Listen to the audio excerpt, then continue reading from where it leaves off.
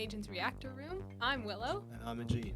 And today we're going to be playing Godzilla Fact or Fiction. So one very memorable lecture was when you discussed Godzilla. And many people don't realize that Godzilla is an allegory for the effects of the atomic bomb and the consequences that nuclear weapons might have on Earth. Would you like to tell us more about that? Oh gosh, yes. I am the biggest Godzilla nerd you will ever hear of. And yes, I did include a little section about Godzilla into the nuclear narratives lecture because Godzilla is the most famous nuclear reference in history. I'm petitioning Marcus to allow me to do a course entirely on Godzilla, and I'm only slightly kidding about that. But yes, Godzilla was released in 1954 in Japan under the name Gojira, which is a portmanteau of gorilla and whale in Japanese. And it was an allegory for the pain and the suffering that the Japanese people went through at the time. And when it was released, the Japanese public hated it. They thought that the director was exploiting their pain for the historical equivalent of clout or whatever. And it wasn't until the movie was brought over to the United States in 1956 under the name Godzilla, King of the Monsters that the American audience saw this and thought it was amazing. Nothing like this had been, well, it kind of sort of been done in 1933 with King Kong, which is another big monster that I'm a fan of. But the idea of somebody in a suit, like walking around miniatures, destroying things, like that was revolutionary at the time. And has really, Godzilla's legacy has really grown as a result of that. He's been all kinds of things. He's been a hero to children. He's been a fierce, antagonist for humanity. He's always maintained his sort of allegory status. In the 2016 Shin Godzilla, that movie is a satire of the Fukushima accident. The whole movie is really focused on the government's incompetence throughout the whole film. The whole film is just like the government saying, should we do this? I don't know. Should we do this? I don't know. All the while Godzilla's rampaging through, which is a perfect mapping to what happened with Fukushima. So yes, Godzilla's super cool.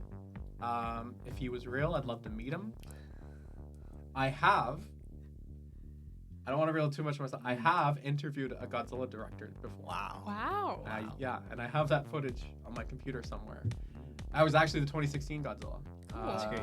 So I got to ask him about, the allegory with Fukushima, and he told me sort of what his vision was, and especially the movie ends on a really ominous note. And he was like, that's what I wanted people to feel. So, yeah, I'm a huge Godzilla nerd. That's why we made this game. I'm cautiously optimistic about what the rest of this is going to be. So we'll take turns reading a series of statements about the Godzilla franchise, and you will tell us if that statement is fact or fiction, and feel free to comment on the answers or the statements. We'll have clips of Godzilla throughout this video Sure, at this point, Just Oh, so when you be see careful though, because Toho is very litigious. Okay. If you're going to include it, make sure you mirror it. Oh. Don't come after me, Toho, for saying this, but be careful. Copyright issues. Copyright issues. So statement 1, the Godzilla film series is recognized by Guinness World Records as, quote, the longest continuously running film series. Yeah, 2026 marks 72 years as of November 3rd, so I think that's true. Yes, That's that is a fact. fact. So the film series has been in production, like you said, since 1954. And do you know how many films there have been thus far? Oh, do you have an answer? Yes. Yeah. Oh, God. I was going to read it, but then I felt, It's almost 40. yeah, it's 38. 38. Yeah. Wow. Excellent. Yeah, and is that just Japanese? Because there's No, that's American Japanese ones. and Hollywood. Okay. Yeah. Yeah. I think there are like 4 or 5 Hollywood ones, and then the rest are from Japan. Yeah. When I went to Japan in 2018, I think we were at 33. Wow. And then there's been a handful of them since then. Cool. All right, we got the second statement. Godzilla's atomic breath power is a realistic depiction of the effects of radiation. First of all, it's called a heat ray. Oh, That's the official verbiage. My Heat bad. ray. Yeah, no, it's been misconstrued throughout history. Okay. It's heat ray. No, it is not an accurate depiction. It is a blast of heat energy that melts everything in front of it. It is not a realistic depiction of radiation. It was just meant to convey the horror of what happened after the bomb. You are correct. It's fiction. So the third one is Godzilla's rough and bumpy skin represents the rubble of a destroyed building. That is false. Godzilla's rough and charred skin represents keloid scars that were experienced by people that were close, or relatively close to the explosion of the bomb and the wounds that they had after. Spot on. Spot on. You're really good at this. Yeah, I wrote this actually. You just didn't know. At this point, it looks like it's scripted. Like. Oh, this is great. Yeah. Okay. Number 4. Later, Godzilla films reflect a shift in societal attitudes toward nuclear power. True or false? No, that's false. No, that's false. Even as recent as the 1995 film Godzilla vs. Destroyer, they make it clear that nuclear energy is very stupid. And then Shin Godzilla is a metaphor for the failings of Fukushima and the anxieties of the Japanese people. So that's 10 years ago. No, they were not accepting of nuclear. The American films, there's been some contesting over it because in the 2019 film, they use a nuclear bomb to save Godzilla, bring him back to life.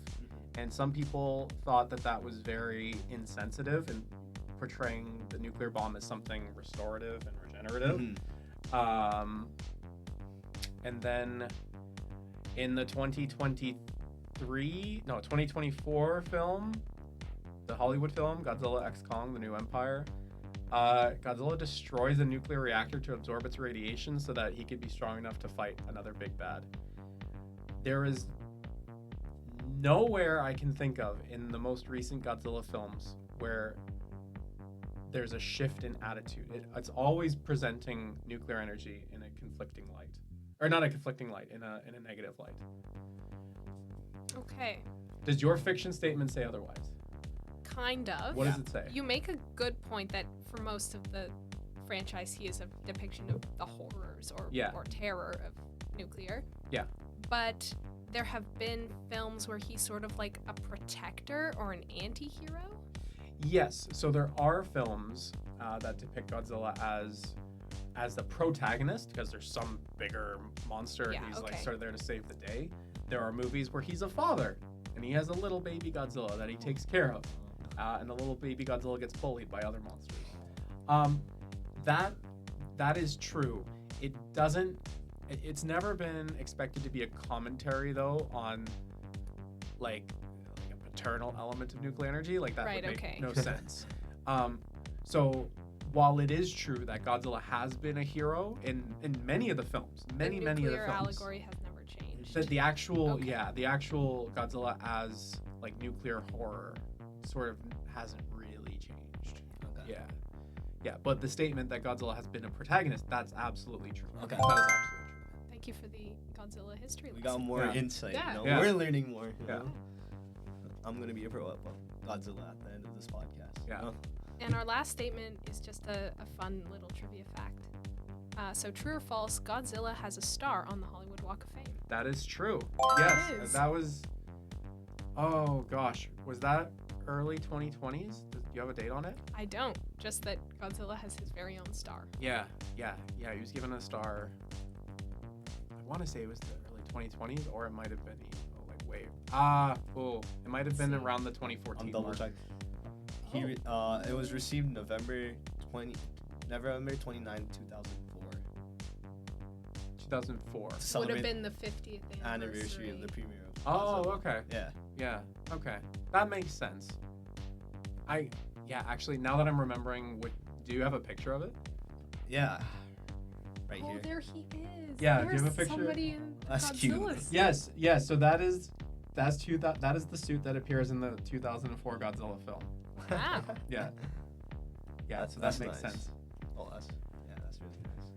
Yeah, he's got his Hollywood star. Is that something on your bucket list to visit? Maybe. Or what is on the Godzilla fan bucket list? Oh God. Ooh, At risk of like spilling too many of my secrets, there's a new Japanese movie coming out at the end of this year. And I'm trying to pull on some connections to see if I can attend the Hollywood premiere. Oh, that would be so epic. I'm trying. yeah, I got some connections last year, allowed me to interview a Godzilla director, and it's the same that I'm trying to see if it's possible, even if I can be a +1 to someone else. Wow, that's huge. That's you. But that's big on my bucket list. Very cool. All right. We might need like a whole different like podcast episode on Godzilla. Yeah, maybe I'll we may vlog need, it. You may Yeah, need we're to gonna be our vlog. first repeat guest Yeah, on exactly. Reactor Room, We might need Godzilla. Or once the course comes out, Yes. we can promo the course. Oh yeah, we'll do a promo for Yeah. Godzilla. Yeah, Marcus said I could talk to him And about that is the a idea. when, not an if. It's not, yeah. He said I could talk to him about it over a pint at the Phoenix. I love it. So, Yeah. I'm working on it. Perfect. All right. Well, this has been Godzilla Fact or Fiction. Thank you so much for playing, Kyle. Yeah, thank you for having me.